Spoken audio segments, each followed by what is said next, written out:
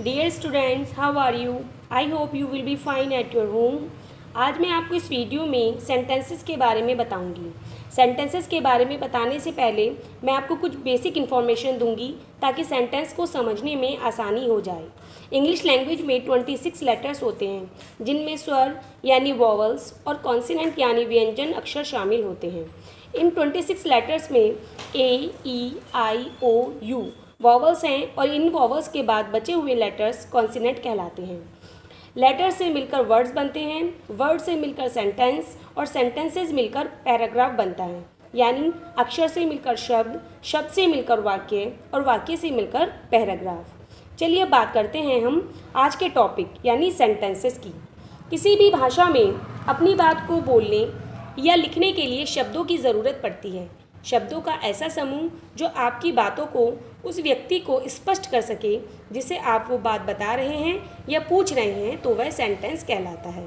In every language there is a need of group of words to communicate. Such a group of words which can communicate a complete message is called sentences. यानी शब्दों का ऐसा समूह जो आपके message को सुनने वाले को स्पष्ट कर सके, तो वो सेंटेंस कहलाता है। मान लीजिए आप उससे पूछते हैं, are you going to office?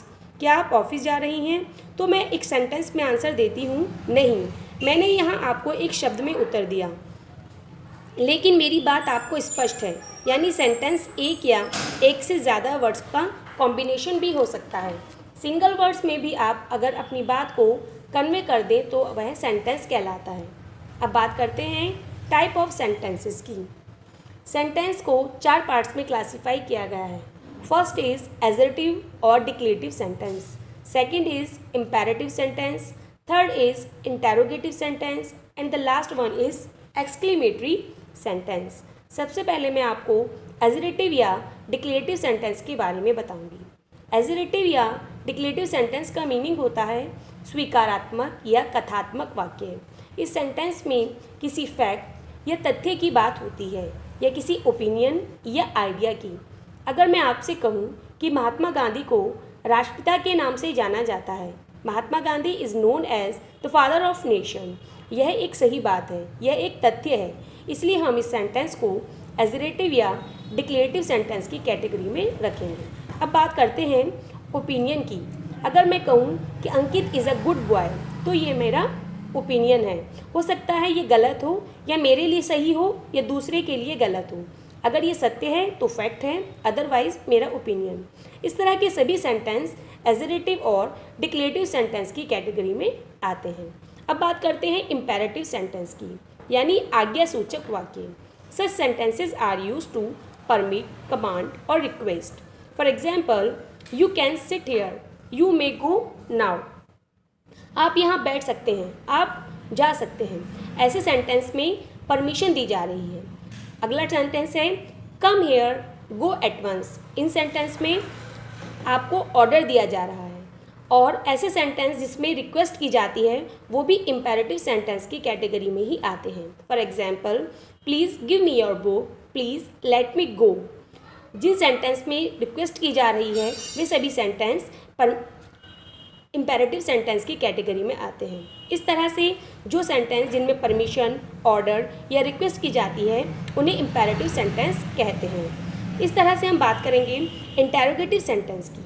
Jin sentence में प्रश्नवाचक चिन्ह या क्वेश्चन मार्क लगा रहता है उन्हें इंटेरोगेटिव सेंटेंस कहते हैं। Such sentence are used to ask a question. For example, are you go playing, what is your name. ये सभी सेंटेंस इंटेरोगेटिव सेंटेंस हैं। अब बात करते हैं एक्सक्लेमेटरी सेंटेंसेस, यानी विस्मयबोधक वाक्य। कोई भी सेंटेंस इस कैटेगरी में तभी आएगा जब उसमें अचानक मन में उत्पन्न हुए भावों की अभिव्यक्ति होगी। Such sentences are used to express sudden emotion. Emotion किसी भी तरह के हो सकते हैं, चाहे खुशी के हों या दुख के। जैसे आप खुश हैं और आप कहें oh my God, I am very happy today, या आप कहें फैंटास्टिक, मार्वलस। ये फिर आप दुखी हो या कहीं कोई हादसा हो जाए और आप कहें हाउ ट्रेजिक, हाउ सैड। और इस तरह से आप अपने इमोशन को एक्सप्रेस करें। या फिर आपको कोई सरप्राइज़ दे, कोई गिफ्ट दे और आप उस गिफ्ट को ओपन करके कहें oh my God, it's amazing. इस तरह के एक्सप्रेशन एक्सक्लेमेटरी सेंटेंस में दिए जाते हैं। एक्सक्लेमेटरी सेंटेंस के लास्ट में हमेशा एक्सक्लेमेटरी मार्क्स भी लगा होता है। तो बच्चों ये थे आपके parts of sentences. I hope आपको ये अच्छे से समझ आ गए होंगे। अगर आपको नहीं समझ आता है तो आप दोबारा वीडियो को देखिए ताकि अच्छे से समझ आ जाए। Thank you.